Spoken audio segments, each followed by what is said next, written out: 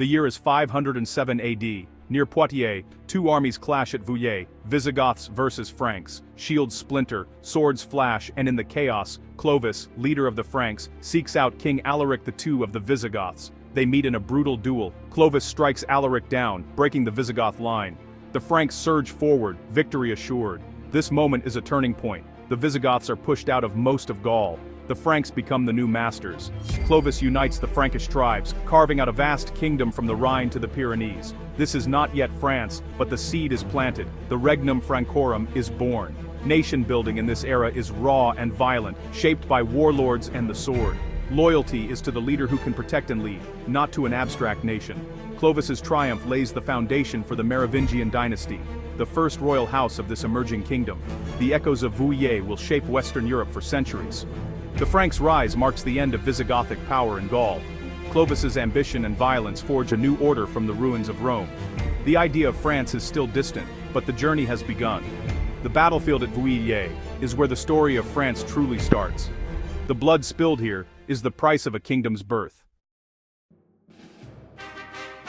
Long before Clovis, the land was called Gaul, a patchwork of over 60 Celtic tribes. These tribes, like the Arverni and Parisii, were skilled farmers, craftsmen, and warriors, but often rivals. They shared Celtic languages, gods, and were guided by druids, priests, judges, and keepers of law. Gallic society excelled in metalwork and agriculture, thriving in forests and fortified hill forts. This independence ended in the 1st century BC, when Julius Caesar arrived with his legions. From 58 to 50 BC, Caesar waged a relentless campaign, uniting the Gauls only in resistance. Vercingetorix, a charismatic chieftain, led a massive rebellion but was besieged at Alesia. Starved and surrounded, he surrendered to Caesar, ending Gallic independence. The Gallic Wars were a tragedy for the tribes, but a new era began, one written in Latin. Roman conquest would transform the land, its people, and its destiny. The old world of the Gauls faded, but their legacy endured beneath the surface.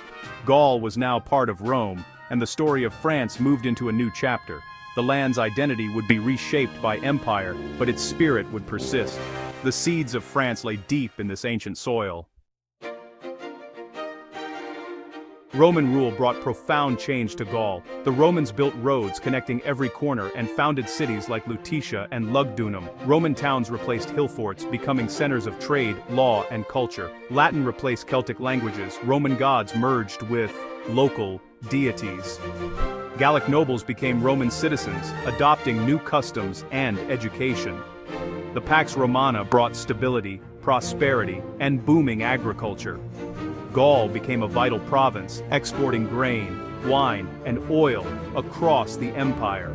Roman law, language, and city planning left a lasting legacy. The idea of a unified territory under one authority took root. Roman Gaul set the stage for the birth of France. By the 5th century, Rome's power in Gaul collapsed. Germanic tribes filled the vacuum. Visigoths, Burgundians, and most crucially, the Franks. Clovis, a minor Frankish chieftain in 481, rose through cunning, marriage, and war. He defeated rivals, conquered Roman remnants, and drove out the Visigoths. Clovis's most brilliant move, converting to Catholic Christianity, uniting his pagan Franks with the Gallo-Roman majority. The church became his ally, granting him legitimacy and support. This alliance bridged conqueror and conquered, forging a new, unified kingdom.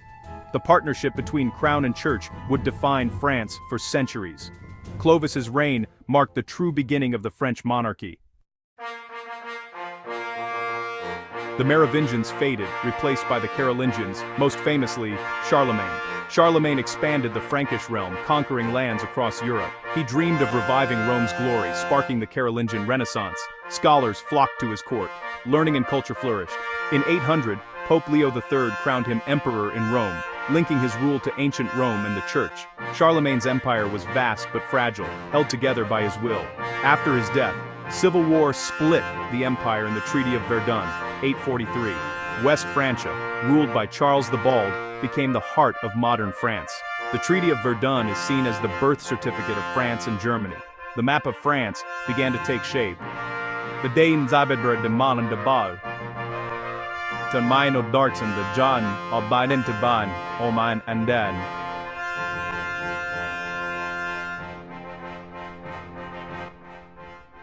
Were not yet French.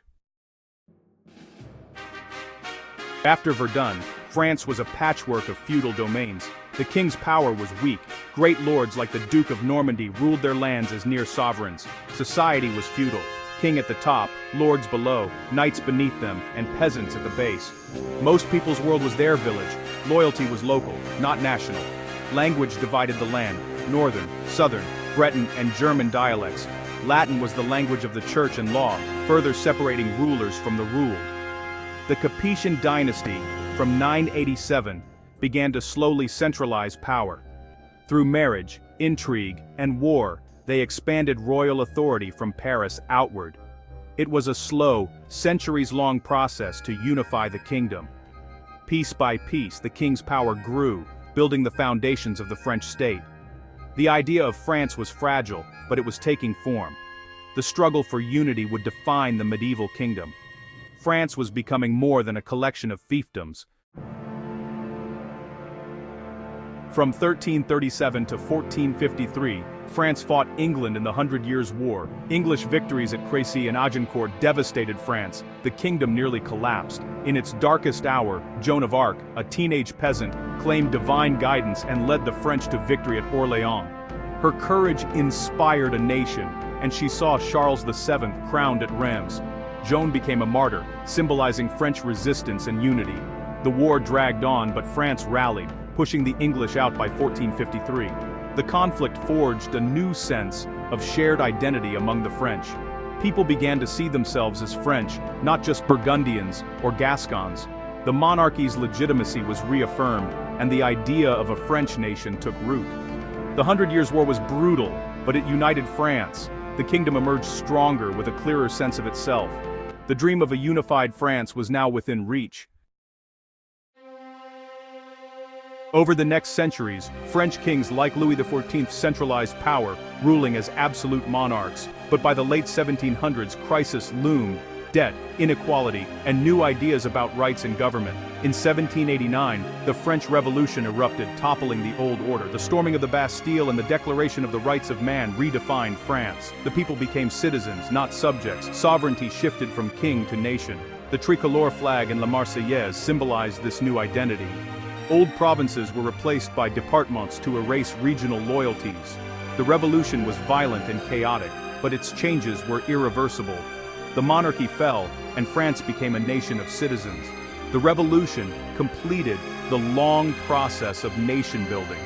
Modern France was born, united, indivisible, and defined by its people. The story of France is one of struggle, transformation, and enduring identity.